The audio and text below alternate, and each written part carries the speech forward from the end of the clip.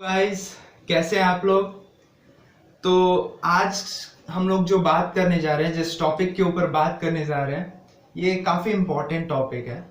मतलब ये एक डिजीज़ है। आज का टॉपिक जो है हमारा, वो एक डिजीज़ है। इस डिजीज़ में क्या होता है, हमारा खुद का सेल हमारे ही बॉडी को हार्म करने लग जाता है। आज हम लोग एक ऐसे डिजीज़ के बारे में बात करेंगे। हाँ, इस डिजीज़ का नाम है डायबिटीज़। तो आइए चलिए इस डायबिटीज के बारे में पूरी अच्छे तरीके से जानकारी लेते हैं, शुरू करते हैं वीडियो को।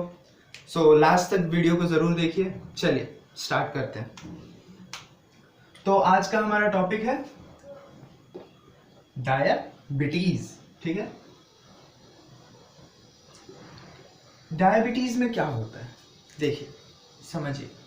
हमारा सेल, हमारा जो बॉडी का सेल है, ये मान लीजिए हमारे बॉडी का सेल है। हमारे बॉडी का जो सेल होता है ना, इसको एनर्जी के लिए ग्लूकोज का जरूरत होता है। क्लियर है मेरी बात? ग्लूकोज का जरूरत होता है। ग्लूकोज का स्ट्रक्चर अगर ड्रॉ करें, ऑक्सीजन यहां रहता है,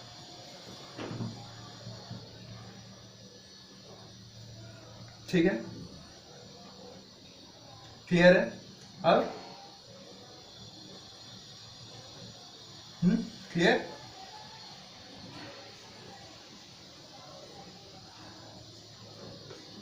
ये हमारा ग्लूकोज है। अब देखिए, सेल को ग्लूकोज का जरूरत होता है किसके लिए? एनर्जी के लिए। अब ग्लूकोज का जरूरत होता है एनर्जी के लिए। अब क्या, जब तक इसको ग्लूकोज नहीं मिलेगा सेल को, तब तक क्या होता है, ये जब तक ग्लूकोज नहीं मिलेगा तब तक सेल एनर्जी नहीं कन्वर्ट कर पाएगा। एनर्जी नहीं मिलेगा तो कोई भी काम नहीं होगा। क्लियर है? हाँ। अब देखिए, अब मान लीजिए अगर मैं यहां हाइड्रोजन नहीं भी लिखता हूं तो भी चलेगा। आप लोग को ग्लूकोज का स्ट्रक्चर जैसे पता होगा, अगर ये हाइड्रोजन हम नहीं भी लिखते हैं तो भी हम लोग उस स्ट्रक्चर को ड्रॉ कर सकते हैं। अब देखिए, अगर ये ग्लूकोज सेल को नहीं मिलता है, सेल को एनर्जी नहीं मिलेगा, सेल एनर्जी नहीं मिलेगा तो उसका जो डेली का फंक्शंस है, सेल का जो भी फंक्शन है वो नहीं कर पाता है। क्लियर है मेरी बात? अब देखिए, सेल को ग्लूकोज कैसे मिलता है, पहले वो बात जान लेते हैं। सेल को जो ग्लूकोज है ना, वो हमारे ब्लड स्ट्रीम से मिलता है। ये मान लीजिए हमारा कोई, अब मान लीजिए ग्लूकोज जो है हमारे ब्लड स्ट्रीम में है।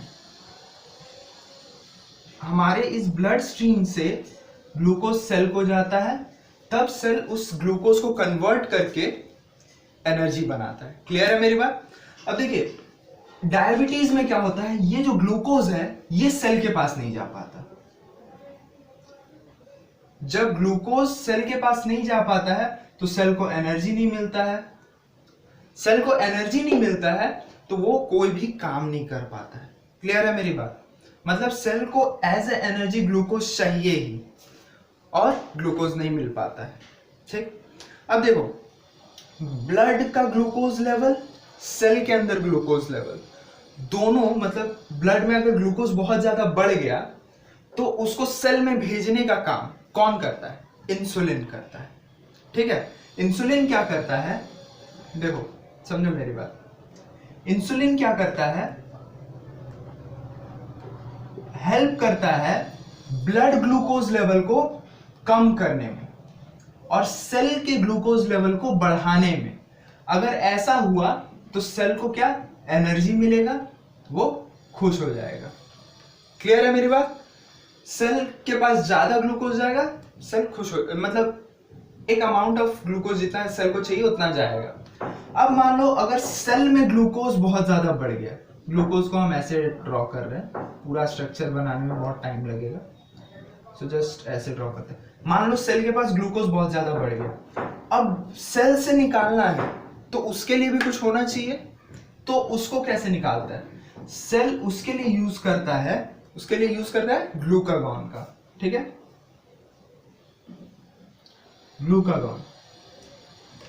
ग्लूकागॉन क्या करता है? सेल से ग्लूकोज को निकाल के ब्लड स्ट्रीम में भेजता है। क्लियर है मेरी बात? देखो सिंपल है, इंसुलिन ब्लड ग्लूकोज लेवल को कम आता है, मतलब वो ब्लड से ग्लूकोज को निकाल के सेल में भेज देता है, और ग्लूकागॉन क्या करता है? सेल के ग्लूकोज लेवल को कम करता है, मतलब वो सेल से ग्लूकोज को निकाल के ब्लड स्ट्रीम में भेज देता है। क्लियर है मेरी बात? हाँ, अब चलिए अब देखो बात करते हैं कि ये ग्लूकागॉन और इंसुलिन ये दोनों प्रोड्यूस कहां से हो रहे हैं। क्लियर है? देखो इंसुलिन और ग्लूकागॉन जो है ना, दोनों प्रोड्यूस होते हैं पैनक्रियास से। जो हमारा पैनक्रियास है,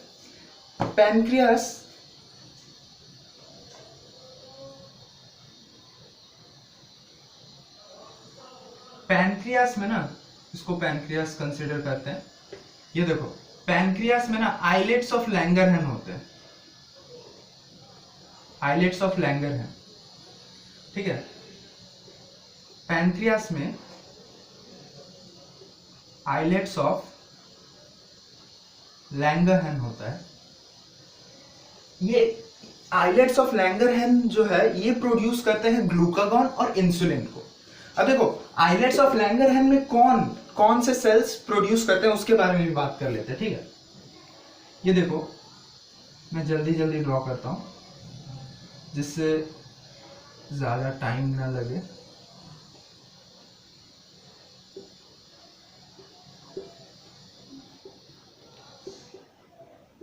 ये जो सेंटर वाले सेल है, सेंटर में जो सेल्स है, क्लियर है? देखो ये सेंटर वाले जो सेल्स है ना, इनको हम लोग बीटा सेल बोलते हैं, और ये जो बाहर में जो सर्कल बनाए हुए जो सेल्स हैं, इनको हम क्या बोलते हैं? अल्फा सेल्स बोलते हैं। ये जो है ये बाहर वाले, इनको हम अल्फा सेल्स बोलते हैं, अल्फा सेल्स। और ये जो भीतर में है सर्कल, इस सर्कल देखो ये सर्कल टाइप बना हुआ है, इसके भीतर में इनको बीटा सेल्स बोलते हैं। ये स्ट्रक्चर है आइलेट ऑफ लैंगरहैन का, ये स्ट्रक्चर है। क्लियर है? देखो अब क्या है, जो अंदर वाले ना वो बीटा सेल है, अंदर वाले बीटा सेल है, बाहर वाले अल्फा सेल है। अल्फा सेल क्या करते हैं? अल्फा सेल ग्लूकागॉन प्रोड्यूस करते हैं। अल्फा सेल जो है वो प्रोड्यूस करते हैं ग्लूकागॉन, और जो बीटा सेल है, बीटा सेल्स प्रोड्यूस करते हैं इंसुलिन। क्लियर है? इंसुलिन। अब देखो बीटा सेल कहां था? सेंटर में था, वो प्रोड्यूस कर रहा है इंसुलिन। अल्फा सेल क्या है? ग्लूकागॉन, जो बाहर में है। ये सेल्स प्रोड्यूस कर रहे हैं ग्लूकागॉन, ये सेल्स इंसुलिन। ठीक, अब देखो बात करते हैं कि इंसुलिन और ग्लूकागॉन ये दोनों कैसे, मतलब काम कैसे करते हैं सेल के ऊपर, इस चीज के बारे में बात करते हैं। ठीक है, चलो तो शुरू करते हैं। देखो ये हमारा ब्लड स्ट्रीम है। क्लियर? इसमें अब आया इंसुलिन। ये जो छोटे छोटे ब्लू डॉट्स हैं इनको हम इंसुलिन पकड़ते हैं। क्लियर? इंसुलिन इसमें आया। अब क्या है? ब्लड स्ट्रीम में ग्लूकोज भी है। ठीक है, ग्लूकोज है। अब देखो हमारा सेल मेम्ब्रेन यहां ड्रॉ कर लेते हैं। सेल मेम्ब्रेन, चलो थोड़ा सा सेल मेम्ब्रेन का स्ट्रक्चर ऐसा नहीं होता है, फिर भी जल्दी करने के लिए हम ऐसा ड्रॉ कर लेते हैं। ठीक है, अब देखो सेल मेम्ब्रेन जो है, सेल मेम्ब्रेन के पास क्या होगा? इंसुलिन रिसेप्टर्स होता है सेल मेम्ब्रेन के पास। ठीक है, देखो ये इंसुलिन रिसेप्टर है मान लो। ठीक है, इंसुलिन रिसेप्टर में क्या होता है? इंसुलिन आता है, बाइंड करता है रिसेप्टर के साथ। जैसे ही वो इंसुलिन रिसेप्टर के साथ, इंसुलिन रिसेप्टर जैसे ही वो इंसुलिन रिसेप्टर के साथ बाइंड करेगा, जैसे ही इंसुलिन आया ब्लड स्ट्रीम से निकल के चल के वो आके इंसुलिन रिसेप्टर के साथ बाइंड हुआ। बाइंड होने के बाद अब इंसुलिन क्या करता है, सेल के अंदर सिग्नल भेजता है। सेल के अंदर सिग्नल किसको भेजता है, यहां मैं ड्रॉ करता हूं, देखो आप समझो। हाँ, ये मान लो सेल है, इंसुलिन रिसेप्टर यहां था, इंसुलिन रिसेप्टर में आके इंसुलिन बाइंड हुआ। अब सेल सिग्नल भेजता है किसको, ग्लूकोज ट्रांसपोर्टर प्रोटीन्स को, ठीक है। या तो ग्लूकोज ट्रांसपोर्टर्स जो होते हैं वो ये देखो ऐसे होते हैं। ये क्या करते हैं, ये आके सेल मेम्ब्रेन के साथ डिफ्यूज हो जाते हैं, ठीक है। ग्लूकोज ट्रांसपोर्टर्स जो हैं ये आके सेल मेम्ब्रेन के साथ डिफ्यूज हो जाते हैं, मतलब यहां पर ऐसे ग्लूकोज ट्रांसपोर्टर्स लग जाते हैं। क्लियर है। जब यहां पर ऐसे ग्लूकोज ट्रांसपोर्टर्स लग जाते हैं तब क्या होता है, उसके बाद अब बात करते हैं कि जब ऐसे ग्लूकोज ट्रांसपोर्टर्स यहां लग गए, ये सिग्नल किसको भेजा उसने, ग्लूकोज ट्रांसपोर्टर को, वो आके सेल मेम्ब्रेन के साथ डिफ्यूज हो जाते हैं। तो ग्लूकोज ट्रांसपोर्टर क्या करता है, ग्लूकोज को ट्रांसपोर्ट करने में हेल्प करेगा, नाम से ही समझ में आ रहा है ग्लूकोज ट्रांसपोर्टर। तो देखो अब क्या होगा, ग्लूकोज इस गेट से, इस ट्रांसपोर्टर की मदद से ग्लूकोज अंदर जा पाएगा। हाँ, तो अब देखो कैसे जाता है ग्लूकोज। ये देखो, ये मेम्ब्रेन था हमारा, सिग्नल गया तो ट्रांसपोर्टर जो है वो आए, यहां पर बाइंड हो गए, ट्रांसपोर्टर लग गए यहां पे। क्लियर है। देखो अब यहां पर ट्रांसपोर्टर लग गए हैं,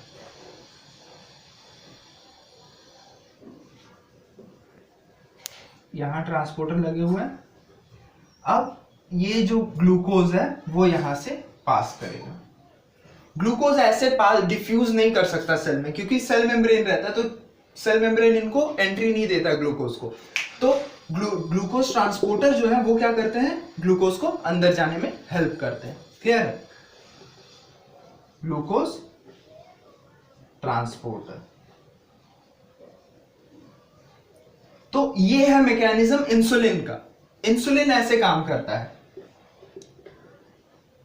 इंसुलिन, ठीक। इंसुलिन पूरा इस प्रोसेस में काम करता है। अब बात करते हैं ग्लूकागॉन की, ठीक है। ग्लूकागॉन का अब बात करते हैं कि ग्लूकागॉन कैसे काम करता है, ठीक है। तो अब हम लोग क्या बात करने वाले, ग्लूकागॉन कैसे जाता है, ग्लूकागॉन कैसे जाता है उसके मैकेनिज्म के ऊपर बात करने वाले हैं हम लोग, ठीक है। इसका चाहो तो स्क्रीनशॉट आप लोग ले सकते हो, ठीक है ना। क्लियर है। अब चलो मैं मिटा रहा हूं इसको। अब देखो ग्लूकागॉन कैसे काम कर रहा है वो समझना है। तो यहां देखो ग्लूकोज कहां था, ब्लड स्ट्रीम में, डायरेक्टली किस पे काम कर रहा था, सेल्स के साथ उसका काम हो रहा था। लेकिन ग्लूकागॉन जो है ना, ग्लूकागॉन का क्या होता है, मतलब ब्लड स्ट्रीम में ग्लूकोज लेवल कम है, ब्लड में अब ग्लूकोज चाहिए, ब्लड में अब ग्लूकोज की जरूरत है। हाँ, तो कैसे करेंगे, तब क्या करेंगे, तो वहां उस कंडीशन में क्या होता है, लिवर हेल्प करता है ग्लूकोज की पूर्ति करने में, मतलब फुलफिल करने में ग्लूकोज लेवल को, ठीक है। कैसे करता है वो समझो। देखो ये हमने फिर से ब्लड स्ट्रीम अपना ड्रॉ किया हुआ है, ये नहीं, इस बार ग्लूकागॉन को ना हम थोड़ा अलग शेप दे देते हैं। देखो छोटे छोटे ये जो स्क्वायर्स है ना, ये ग्लूकागॉन है, ठीक। देखो अब क्या है, ग्लूकोज यहां नहीं है, ग्लूकोज हमें चाहिए। अब देखो ये हमारा लिवर है, ये हमारा, ठीक है, ये हमारा लिवर है, इसको कंसीडर करते हैं एज अ लिवर, ठीक है। अब देखो ग्लूकागॉन क्या करेगा, ग्लूकागॉन पहला एक काम करता है, जो ये ग्लूकागॉन है, देखो ग्लूकागॉन जो पहला काम करता है वो क्या करता है, ग्लूकोज जैसे ही मॉलिक्यूल्स, सेम वैसे ही दिखने वाले मॉलिक्यूल्स को रिप्लेस कर देता है ग्लूकोज के साथ।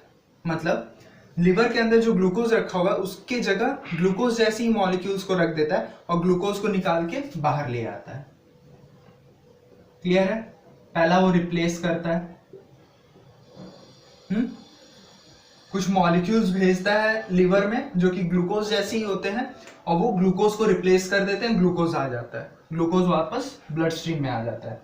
और एक तरीका है, वो क्या करता है, ग्लाइकोजन को का ब्रेक डाउन करता है, ग्लाइकोजन का ब्रेक डाउन करता है। मतलब देखो ये पूरा ग्लाइकोजन ऐसे रहता है, ये जो पूरा ग्लाइकोजन, तो अब क्या है कि ग्लाइकोजन के बारे में बात करेंगे, ठीक है। ग्लाइकोजन मतलब ब्रेक डाउन करता है, कौन ब्रेक डाउन करता है, ग्लूकागॉन ग्लाइकोजन को भी ब्रेक डाउन करके उनकी ग्लूकोज की फुलफिलमेंट करता है ब्लड में, ठीक।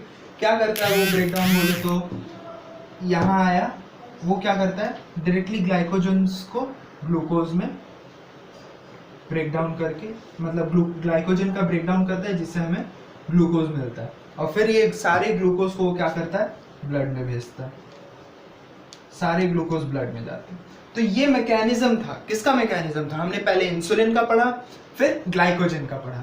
अब देखो ग्लाइकोजन इस हिसाब से काम करता है, वो क्या काम कर रहा है, ब्लड में हमारे ग्लूकोज लेवल को बढ़ाने का काम कर रहा है। इंसुलिन क्या कर रहा था, हमारे सेल्स में ग्लूकोज लेवल को बढ़ाने का काम कर रहा था। क्लियर है। अब देखो बात करते हैं डायबिटीज के टाइप्स के बारे में। डायबिटीज जैसे मैंने बताया कि डायबिटीज क्या था, डायबिटीज था जिसमें सेल का खाना क्या है, ग्लूकोज है।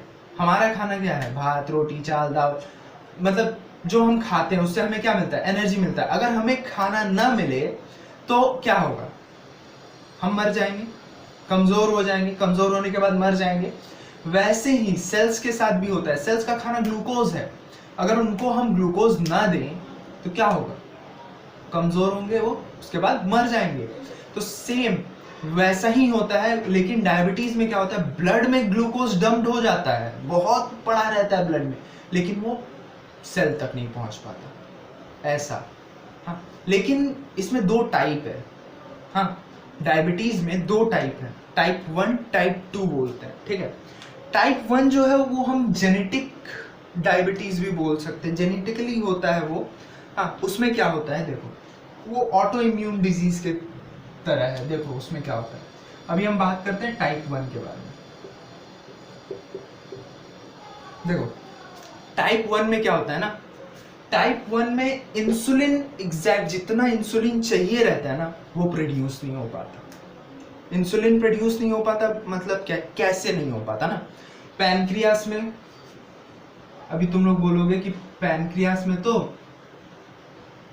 आइलेट्स ऑफ लैंगरहैंस है ही, बीटा सेल है ही, तो फिर इंसुलिन क्यों नहीं प्रोड्यूस हो रहा है। हाँ देखो पैनक्रियास का जो आइलेट ऑफ लैंगरहैंस है, मतलब बीटा सेल जो है, उस पे अटैक करता है। कौन अटैक करता है, हमारा खुद का टी सेल अटैक करता है, ठीक।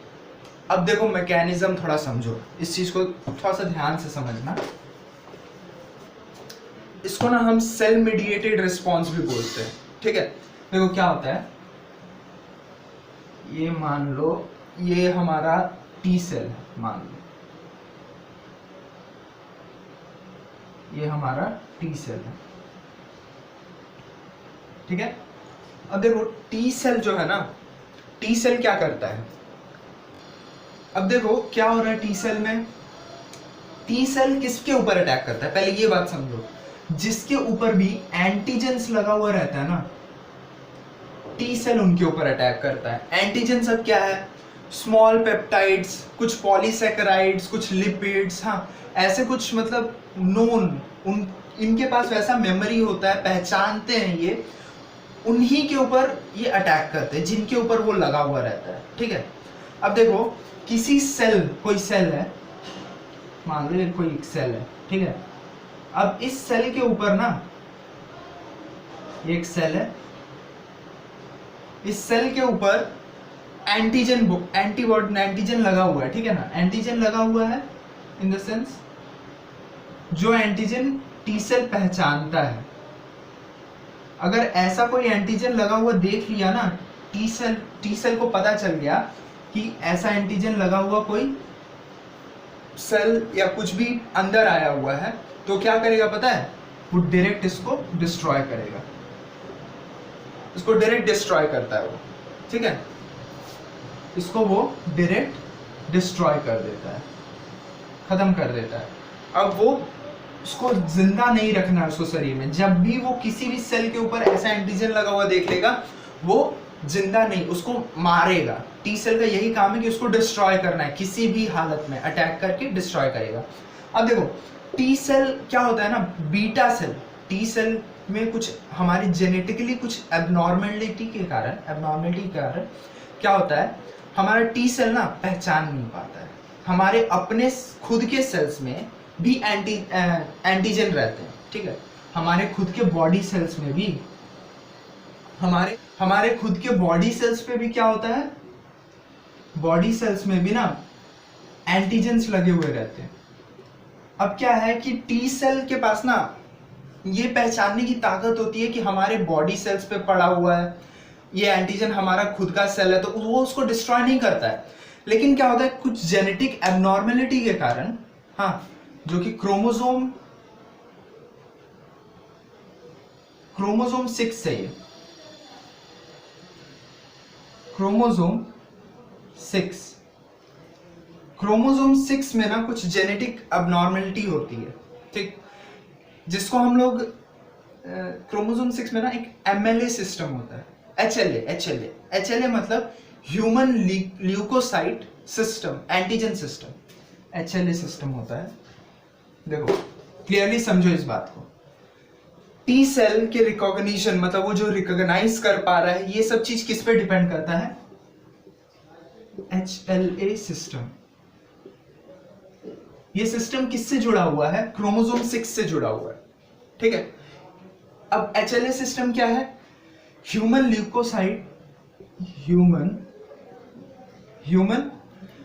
ल्यूकोसाइट एंटीजन, ठीक, ल्यूकोसाइट एंटीजन सिस्टम। इसमें क्या होता है ना,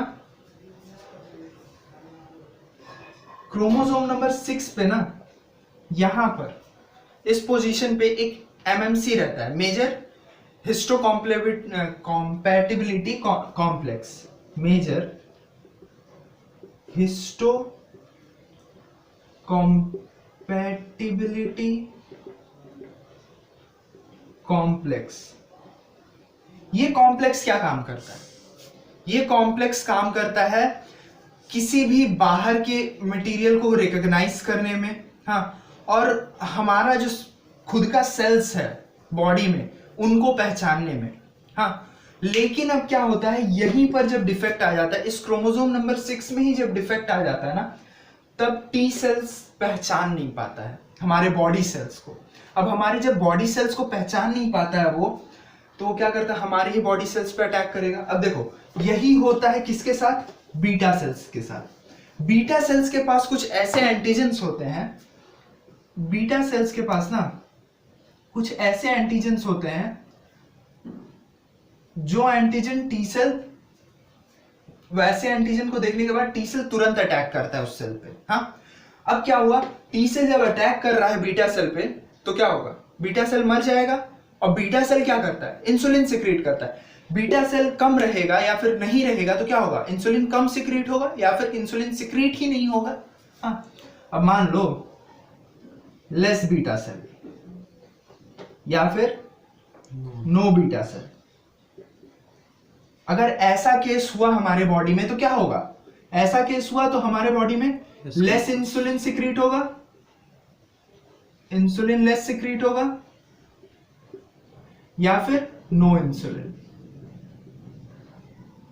क्लियर है मेरी बात, देखो तब ये क्या कर रहा है, अटैक कर दे रहा है, ये अपने जैसे बहुत सारे टी सेल्स को लेके बीटा सेल्स पे अटैक करेगा और उसके बाद बीटा सेल खत्म, ठीक है। तो ये होता है किसमें, टाइप 1 में, जिसके कारण क्या होता है, इंसुलिन एग्जैक्ट अमाउंट में सिक्रीट नहीं हो पाता और हमारे शरीर को मतलब सेल्स को मिल नहीं पाता है, हाँ, हमारे सेल्स को मिल नहीं पाता है। क्लियर है मेरी बात। अब देखो हमने ये समझ लिया कि बीटा सेल मर रहा है तो लेस इंसुलिन नो इंसुलिन ऐसे सिक्रीट होगा। अब देखो मैंने जो आपसे MHC कॉम्प्लेक्स के बारे में बात किया था, MHC कॉम्प्लेक्स, वो रहता है तो क्या होता है वो थोड़ा सा जान लेते हैं। हाँ, मान लो ये एक सेल है, ठीक है, इस सेल के पास ना MHC कॉम्प्लेक्स है। MHC कॉम्प्लेक्स अगर इस सेल के पास हुआ तो ये क्या करेगा पता है, टी सेल जब इसके पास आएगा तो टी सेल ना मतलब वो MHC कॉम्प्लेक्स को सेंस करते के साथ साथ वो चला जाता है। और ये MHC कॉम्प्लेक्स जो है यही हमारे हर एक सेल्स के पास होता है, जिस कारण से क्या होता है, टी सेल उन पे अटैक नहीं करता है। लेकिन जब क्रोमोसोम 6 में खराबी होता है, प्रॉब्लम होता है, तो MHC कॉम्प्लेक्स नहीं रहता है। अब टी सेल समझ नहीं पाता है, हाँ, तो टी सेल सीधा एक ही काम करता है, वो है अटैक। और अगर MHC कॉम्प्लेक्स लगा हुआ है तो अटैक नहीं करता है, वो डायरेक्ट भागता है, वो उस पे अटैक नहीं करता है। क्लियर? अब चलो, अब आगे बात करते हैं सिम्टम्स के बारे में कि क्या क्या सिम्टम्स है डायबिटीज की। ठीक है, देखो डायबिटीज क्या है, डायबिटीज में सिम्टम हम लोगों को क्या क्या देखने को मिलेंगे। जो भी सिम्टम्स है ना, पहले तो ये समझ लो कि वो सिम्टम्स 90% सेल्स डिस्ट्रॉय होने के बाद हमको वो सिम्टम्स दिखने लग जाएंगे। कौन से सेल डिस्ट्रॉय होने के बाद? बीटा सेल डिस्ट्रॉय होने के बाद। जब 90% बीटा सेल डिस्ट्रॉय हो जाएंगे तब हमें सिम्टम्स देखने को मिलते हैं। हाँ, अब ये सिम्टम्स क्या क्या है देखो, पॉलीफेजिया, ठीक है, क्लियर, पॉलीफेजिया पहला सिम्टम बोलते हैं, पॉलीफेजिया। पॉलीफेजिया क्या होता है? ठीक है, देखो पॉलीफेजिया मतलब हम लोग ज्यादा से ज्यादा खाते हैं, हम लोग को ज्यादा भूख लगेगा। देखो पॉली नाम से ही समझो, पॉली मतलब लॉट, बहुत ज्यादा, अलॉट। फेजिया, फेजिया का मतलब होता है ईटिंग, ठीक है। पॉलीफेजिया मतलब हम लोग को बहुत ज्यादा भूख लगेगा उस समय में। क्यों? क्योंकि हमारे ब्लड में तो ग्लूकोज है, लेकिन वो ग्लूकोज क्या सेल्स के पास नहीं पहुंच रहा है। सेल्स को भूख लग रहा है तो वो हमें बार बार सिग्नल भेजेगा कि भाई और खाओ, मुझे जो ग्लूकोज की मुझे जो जरूरत है वो तुम पूरी नहीं कर पा रहे हो, तो उसे किसी भी तरीके से खा के उस ग्लूकोज के लेवल को पूरा करो। ठीक है, तो वो पॉलीफेजिया पहला सिम्टम। ठीक, इसमें अब ऐसा जब कंडीशन होता है ना तो क्या होता है पता है, हम लोग खाते हैं लेकिन वो सेल को नहीं मिलता। सेल क्या करता है, मसल्स का ब्रेक डाउन कर देता है। मसल्स जो है हमारे शरीर के, मसल्स का ब्रेक डाउन करता है। मसल्स के ब्रेक डाउन करने पे उनको क्या मिलता है, प्रोटीन मिलता है। अब प्रोटीन वो यूज करते हैं, ठीक है, प्रोटीन जब मिल तो मसल के ब्रेकडाउन के कारण उनको एक तो मिल गया प्रोटीन, लेकिन हमारे साथ और एक कांड हो जाता है, वो क्या है, वेट लॉस। वेट लॉस हो जाता है, मसल्स का ब्रेकडाउन हो रहा है। मसल का जब ब्रेकडाउन होता है तो क्या होता है, वेट लॉस होगा ऑब्वियसली। तो पॉलीफेजिया के साथ हमें वेट लॉस देखने को मिलता है, पहला सिम्टम्स वेट लॉस देखने को मिलता है। और पॉलीफेजिया जैसे मैंने बोला ही, हंगर, हमारा जो भूख है वो बढ़ जाता है। ठीक है, अब नेक्स्ट क्या है, नेक्स्ट जो हमें देखने को मिलेगा सिम्टम वो है ग्लाइकोसूरिया। ठीक है, ग्लाइकोसूरिया, ठीक है। ग्लाइकोसूरिया में क्या होता है, देखो इसका भी नाम का ब्रेकडाउन करो, ग्लाइकोसूरिया। ग्लाइको मतलब क्या, ग्लूकोज, यूरिया, यूरिन बोल सकते हैं। ठीक है, यूरिन में ना हमें ग्लूकोज की प्रेजेंस बहुत ज्यादा देखने को मिलेगी। जब हम मान लो अगर मैं डायबिटिक पेशेंट हूं, मेरे टाइप 1 डायबिटिक पेशेंट हूं, अगर मैं यूरिन करता हूं तो उसमें ग्लूकोज का जो लेवल रहेगा वो काफी हाई रहेगा। ठीक है, ग्लाइकोसूरिया का मतलब ये होता है। अब ग्लाइकोसूरिया, इसके बाद हमारा जो सिम्टम है उसको बोलते हैं पॉलीयूरिया। पॉलीयूरिया बोलते हैं, पॉलीयूरिया। पॉलीयूरिया में क्या होता है, पॉली, यहां पे भी मैंने पॉली का मतलब बोला ज्यादा, यूरिया यूरिन,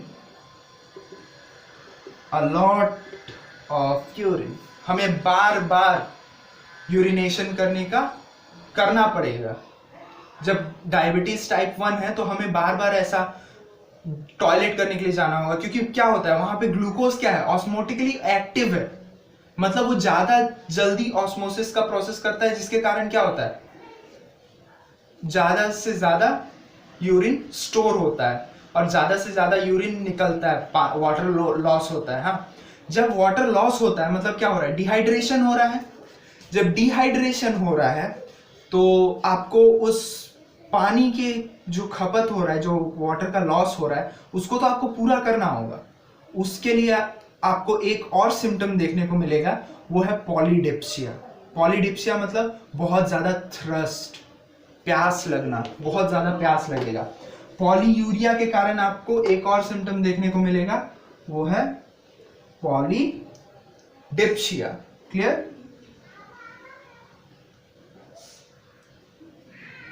तो ये 4 सिम्टम्स हमें मेन देखने को मिलता है। इसके साथ हमें और एक देखने को मिलता है वेट लॉस। वेट लॉस क्यों देखने को मिलता है? क्योंकि मसल का ब्रेकडाउन होता है, मसल के ब्रेकडाउन के कारण हमें वेट लॉस देखने को मिलता है। तो ये था हमारा पूरा का पूरा टाइप 1। अब बात करते हैं टाइप 2 के बारे में। क्लियर है? टाइप 2 के बारे में अब हम बात करते हैं। हाँ, तो अब देखो, अब हम लोग बात करते हैं, चलो टाइप 2 के बारे में। ठीक है, टाइप 2 क्या है? देखो टाइप 2, देखो टाइप 1 में क्या हो रहा था, इंसुलिन प्रोड्यूस ही नहीं हो रहा था, टी सेल्स मार दे रहे थे बीटा सेल्स को, तो इंसुलिन जो है वो प्रोड्यूस ही नहीं हो रहा था। लेकिन टाइप 2 में ऐसा नहीं होता। टाइप 2 में क्या होता है, हमारा जो पैनक्रियास है, बीटा सेल्स जो है वो काफी इंसुलिन सिक्रीट करते हैं। हाँ, लेकिन सेल इंसुलिन रेजिस्टेंट हो जाता है, इंसुलिन रेजिस्टेंट हो जाता है, और उसके कारण ग्लूकोज जो ट्रांसपोर्टर है, जो मैंने दिखाया था इंसुलिन के जो पूरे मैकेनिज्म में कि इंसुलिन कैसे काम कर रहा है, तो वहां क्या हो रहा था, एक ग्लूकोज ट्रांसपोर्टर है, वो आके सेल मेम्ब्रेन में डिफ्यूज हो रहे थे। अब क्या होता है कि वो ग्लूकोज ट्रांसपोर्टर इंसुलिन रेजिस्टेंट हो गया सेल, तो ग्लूकोज ट्रांसपोर्टर आके सेल मेम्ब्रेन में डिफ्यूज ही नहीं हो पाता, जिसके कारण ग्लूकोज पास आउट हो ही नहीं पाते हैं। क्लियर है? देखो क्या बोलना चाह रहा हूं मैं, मान लो ये हमारा पैनक्रियास है, ठीक, ये हमारा आइलेट ऑफ लैंगरहैन है, ठीक है, ये क्या कर रहा है, इंसुलिन सिक्रीट कर रहा है, इंसुलिन सिक्रीट हो रहा है, ठीक है, बहुत अच्छा खासा इंसुलिन, जितना रिक्वायरमेंट है उतना इंसुलिन सिक्रीट हो रहा है। ये हमारा सेल है, ठीक, सेल में ये ट्रांसपोर्टर मतलब रिसेप्टर लगा हुआ है, इंसुलिन रिसेप्टर लगा हुआ है, और ये हमारा ग्लूकोज ट्रांसपोर्टर है। क्लियर? देखो ये सब अपने जगह पे ठीक है, लेकिन क्या होता है ना, ये इंसुलिन रेजिस्टेंट हो जाता है। किस कारण से इंसुलिन रेजिस्टेंट होता है? ओबेसिटी, ठीक है, ओबेसिटी, फिर बोल सकते हैं लैक ऑफ एक्सरसाइज, हम लोग कम एक्सरसाइज जो करते हैं उसके कारण, लैक ऑफ एक्सरसाइज, और उसके बाद बोल सकते हैं हाइपरटेंशन, हाइपरटेंशन, इन सब के कारण ना बोल सकते हैं हमारा जो सेल है ना वो इंसुलिन रेजिस्टेंट हो जाता है। जब इंसुलिन रेजिस्टेंट हो जाता है तो क्या होता है, अब इंसुलिन उसके ऊपर जाके रिसेप्टर के ऊपर बाइंड करने से भी वो आगे के प्रोसेस, मतलब अंदर जो सिग्नलिंग, वो सिग्नल भेजता था कि ग्लूकोज ट्रांसपोर्टर भाई आ और यहां पर सेल मेम्ब्रेन के साथ लग जा, और लगने के बाद ग्लूकोज को अंदर ट्रांसपोर्ट कर, तो ये सिग्नलिंग अब वो नहीं भेज पाता है। क्लियर है? अब देखो ये क्यों होता है बोले तो एडिपोकाइंस, एडिपोकाइंस, ये देखो ये एडिपोकाइंस के कारण नहीं हो पाता। ये एडिपोकाइंस क्या करते हैं, इन्फ्लेमेशंस करते हैं, और इन्फ्लेमेशंस के कारण ही इन्फ्लेमेशंस के कारण ही क्या होता है, इंसुलिन रेजिस्टेंट हो जाता है कोई भी सेल। ठीक है, अब क्या होता है, जब ये मतलब ये सेल जो है वो इंसुलिन रेजिस्टेंट हो गया, तो अब क्या होगा पता है, अब जो हमारा जो पैनक्रियास है, पैनक्रियास और भी ज्यादा अमाउंट में इंसुलिन सिक्रीट करेगा, और भी ज्यादा अमाउंट में इंसुलिन सिक्रीट करेगा। अब देखो इंसुलिन सिक्रीट करेगा, लेकिन कैसे करेगा, ये मैटर है। ये देखो, ये चीज समझने वाली चीज है ना। देखो ये हमारा सेल्स है, मान लो लैंगरहैंस का, ठीक है। नॉर्मल कंडीशन में हमारा सेल ऐसा मान लो, अल्फा सेल, बीटा सेल, ठीक है, क्लियर है। ये हमारा आइलेट ऑफ लैंगरहैंस है, मान लिया हमने। हाँ, अब क्या कर रहे हैं हम अब इंसुलिन ज्यादा सिक्रीट करना है।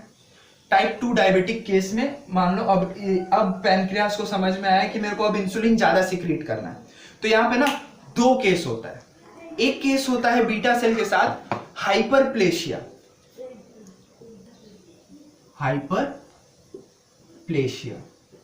ठीक है, और एक केस होता है वो है हाइपरट्रोपी, ठीक है, हाइपरप्लेशिया, हाइपरट्रोपी, ठीक है, हाइपरट्रोपी। अब देखो हाइपरप्लेशिया, हाइपरट्रोपी क्या है, बीटा सेल के साथ हाइपरप्लेशिया होता है, मतलब इंक्रीज इन नंबर होता है, बीटा सेल का इंक्रीज इन नंबर होता है। हाँ, और एक चीज होता है बीटा सेल के साथ, वो क्या होता है, साइज में बढ़ता है, हाइपरट्रोपी, मतलब उसका जो साइज है वो बढ़ जाएगा, इंक्रीज इन साइज। देखो अब जब ये दोनों होता है ना, हाइपरट्रोपी, हाइपरप्लेशिया, जब ये दोनों होता है, ये क्लियर है, बोर्ड आपको क्लियर दिख रहा है ना। हाँ, तो समझो इस बात को,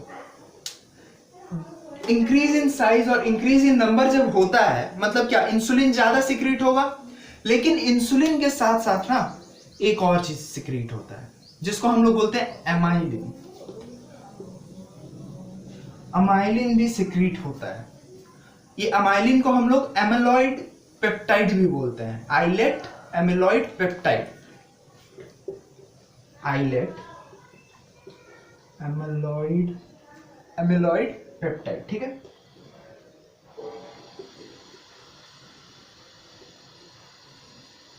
ये देखो एमाइलिन जब प्रोड्यूस होता है ना, तो क्या होता है पता है, देखो ये दोनों होने के बाद इंसुलिन के साथ अमाइलिन प्रोड्यूस हो रहा है। इस बात को दिमाग में बैठा के रखो। हम इसके अमाइलिन के कारण क्या होता है इसके बारे में थोड़ी देर बाद बात करेंगे। अब देखो ये सेल का साइज इंक्रीज हो गया, यहां सेल का साइज इंक्रीज हो गया, ठीक है, नंबर में बढ़ गया सेल।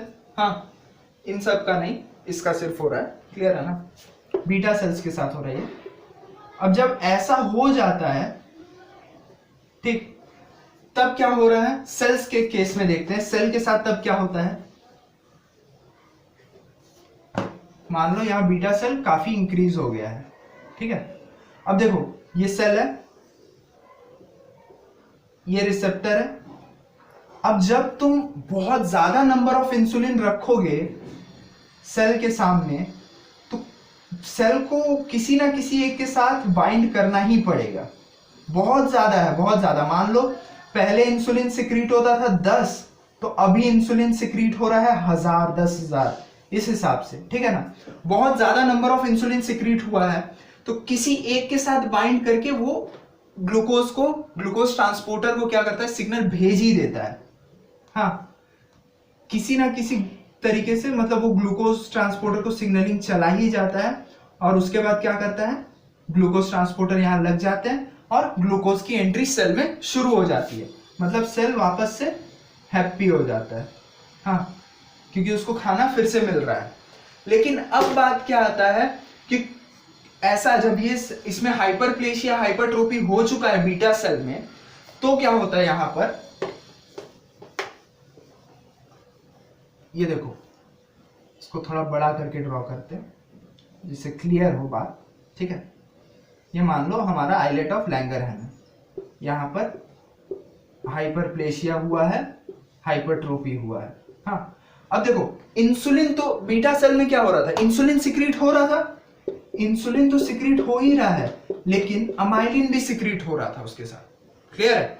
देखो अमाइलिन क्या होता है ना, यहां पर डिपॉजिट होने लग जाता है, अमाइलिन इस जगह पे डिपॉजिट होने लग जाता है, और जब डिपोजिशन हो जाता है अमाइलिन का ना, और तो कुछ दिन बाद पता है क्या होता है, हाइपरप्लेशिया हाइपरट्रोफी के कुछ दिनों बाद हाइपोप्लेशिया और हाइपरप्लेशिया होता है।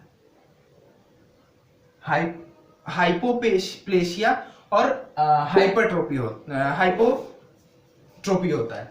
इसमें क्या होता है, जब ये दोनों होंगे तो क्या होता है, सेल का साइज बहुत कम हो जाता है और बहुत सारे सेल मर जाते हैं। हाइपरप्लेशिया हाइपरट्रोफी हो रहा था, अब हाइपोप्लेशिया और हाइपोट्रोफी होता है। जब ये होता है तो सेल का साइज बहुत कम जाता है और सेल मर भी जाते हैं, मतलब नंबर में भी सेल काफी कम जाते हैं, बीटा सेल्स जो है। हाँ, तो अब क्या है, सेल कब रिस्पॉन्स दे रहा था, सेल का तो रिस्पॉन्स नहीं हो रहा है, ये क्लियर करो। अब मान लो हाइपरट्रोफी की जगह अब हो रहा है यहां पर हाइपो हो रहा है, मान लो हाइपो। सेल कब रिस्पॉन्ड कर रहा था, सेल इंसुलिन रेजिस्टेंट है टाइप 2 वालों में, तो सेल कब रिस्पॉन्ड कर रहा था, जब आप ज्यादा नंबर ऑफ इंसुलिन दे रहे थे। अब क्या है, ये हाइपोट्रोफी में चला गया और हाइपोप्लेशिया में चला गया, मतलब जो बीटा सेल है वो हाइपोप्लेशिया में चला गया, हाइपोट्रोफी में चला गया। हाइपोप्लेशिया मतलब हो गया, अब उसका जो नंबर है वो डिक्रीज हो गया, और हाइपोट्रोफी मतलब उसका साइज डिक्रीज हो गया। हाँ, मतलब बीटा सेल का पॉपुलेशन भी कम हो गया है, और जो बीटा सेल बचे कुचे हैं उनका साइज भी कम हो गया है। ठीक, तो अब क्या होगा, इंसुलिन कम सिक्रीट होगा, सेल पहले से ही इंसुलिन रेजिस्टेंट है, जब सेल इंसुलिन रेजिस्टेंट है मतलब उसमें अब फिर से ग्लूकोज नहीं मिलेगा, सेल को फिर से ग्लूकोज नहीं मिलेगा, तो हमें क्या क्या सिम्टम्स देखने को मिलेगा, सेम आगे वालों आप जो हमने टाइप 1 में जो सिम्टम्स देखा था, कौन से सिम्टम्स,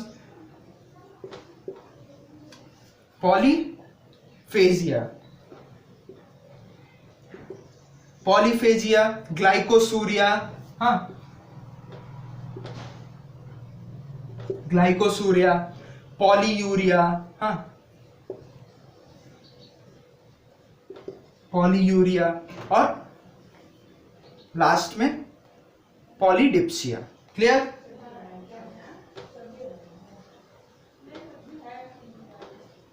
ये सारे सिम्टम्स हमें फिर से देखने को मिलेंगे, लेकिन दोनों में डिफरेंस तुम खुद ही कर पा रहे होगे ना।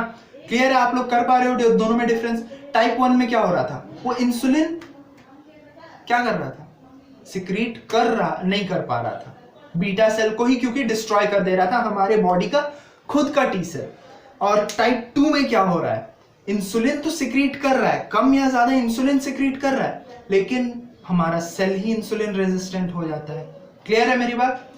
तो आज हमने डायबिटीज का टाइप 1 और टाइप 2 सीखा है, और आज का वीडियो लेक्चर हम यहीं पर खत्म करते हैं। फिर मिलेंगे नेक्स्ट वीडियो लेक्चर में, तब तक स्टे सेफ, घर पे ही बहुत कुछ सीखें आप। अभी का टाइम काफी अच्छा है, घर पे सीखने के लिए काफी टाइम है, पढ़ने के लिए काफी टाइम है। All the best, thank you.